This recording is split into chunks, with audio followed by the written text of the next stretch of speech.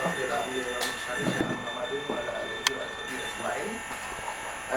saya hormati Bapak Riswono selaku Bapak Bapak 6, lalu saya hormati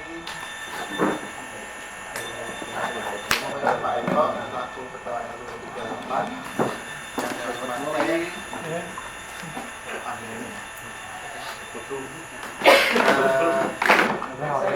Bapak sekalian, RT ataupun yang mewakili dari RW 3 RW 12.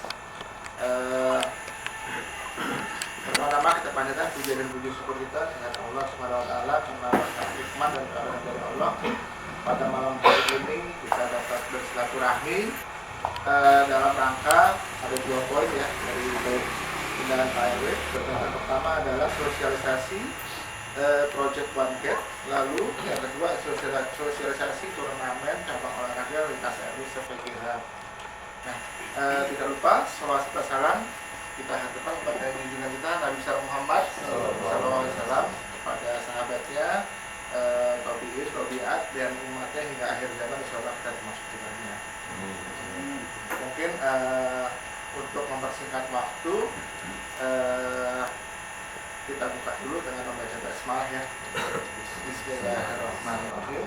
Lalu sebelum masuk ke agenda pertama mungkin ada sepatah 2 kata dari Bapak RW Pak Kris. Malah lebih jelas stadion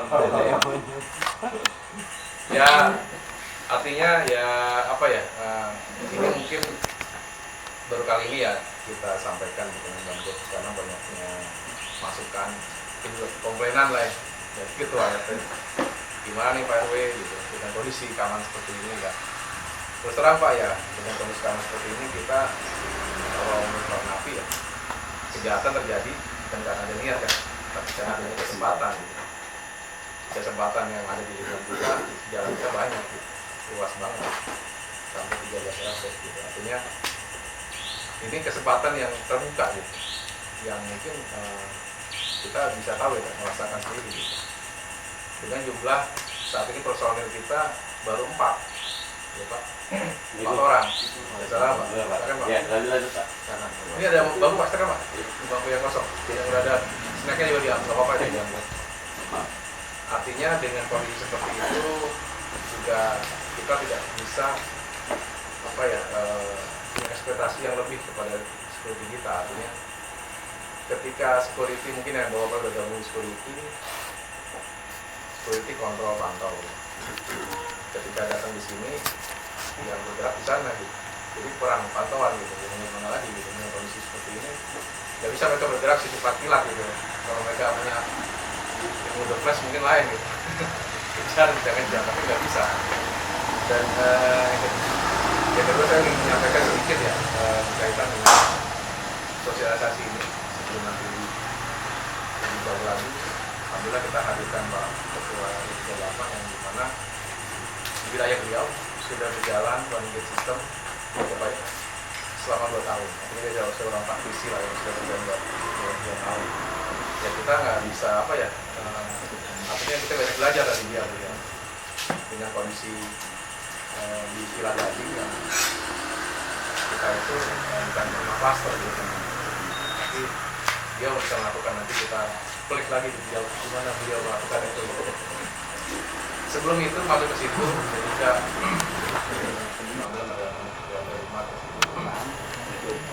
masuk ke situ saya mungkin akan menyampaikan sedikit berkenaan dengan hasil dari kami pengurus RW yang diundang kemarin ke Lembang pembinaan itu. Di sana lurah camat tadi di paginya malamnya itu ada salah satu pecah dari apa enggak, dia menyampaikan. Jadi di situ ada RW, RT, RW dan Posyandu Kota. Dia menyampaikan sekaligus ada 4 poin. Yang pertama, Bapak tahu nggak kita punya moto makin berani? Artinya apa? Ayo, Anda tahu nggak? Kalau masih yang baca, Anda tahu nggak Pak? Makin berani itu motonya Kabupaten Bekasi ya kan?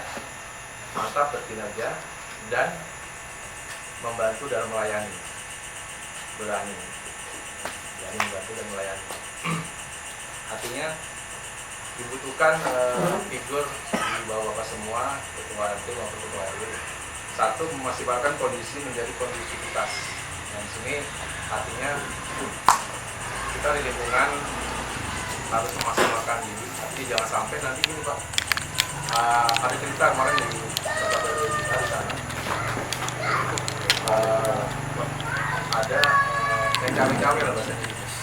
Salah satu Alex cawe-cawe itu tanpa konfirmasi RW-nya. Sendirian aja. Ya kan? Ini anggota legislatif. Sampai ajak temen Dia masuk ke RW, sekarang ada pergantian lagi rapat ya. akhirnya dia ngebom RW-nya, RT-nya ngebom karena RW-nya lagi pergi keluar gitu. Warganya ini mau healing gratis, kita sumbang 1 bis Pak, harganya kita sumbang dari makanan, kita sumbang Pak. Akhirnya pada saat pemilihan kalah. Ya saya bukannya ini ya, artinya bahwa Pak nanti dalam menjaga kondusivitas jangan sampai nanti Alek masuk ke wilayah kita tanpa sepengetahuan RW gitu.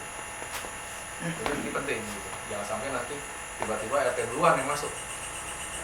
Dari ingin keluarganya Pak gratis Pak semua naik bis gitu. Tapi seperti itu ada, jadi kita seperti itu ada. Itu salah satunya. Yang kedua, lakukan penguatan fungsi organisasi dan lembaga di lingkungan kita. Satu lagi. Terus yang ketiga namanya IRKI, inisiatif, kemampuan mengatasi masalah, responsif, cepat tanggap dalam menyelesaikan sebuah masalah. K-nya kolaborasi kerjasama dengan pihak manapun untuk keuntungan bersama.